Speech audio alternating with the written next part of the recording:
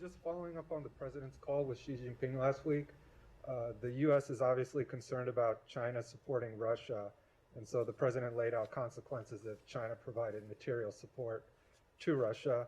My question is, since the call, has the U.S. seen any indication of China's willingness to support Russia, or conversely, have you seen any indication that might dispel those concerns? The National Security Advisor also spoke to this yesterday.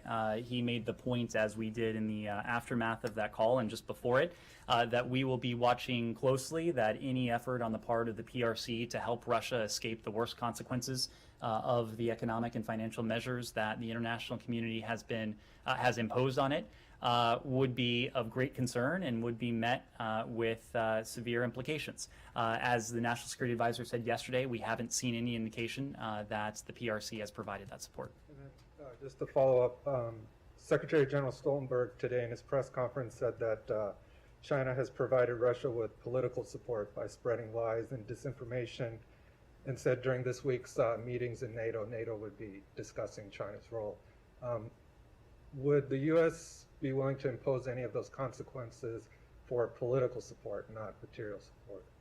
Well, it has not been lost on us that the PRC has continued to spout some of the most egregious disinformation, the patently false lies that have, in the first instance, come from Moscow, including about various chemical weapons and biological weapons programs.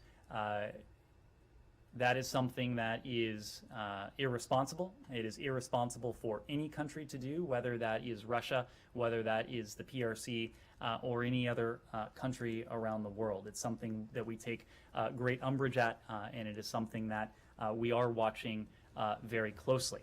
Now look, the PRC and Russia have a relationship that is distinct certainly from the relationship that we have with Russia, or that most countries around the world have with Russia. It is not for us to tell any country how its relationship with Russia or the PRC or any other country for that matter must look, but it is for us to lay out very clearly the implications on decisions that would have a bearing on our national security, on the safety and security of our allies and partners, including our NATO allies.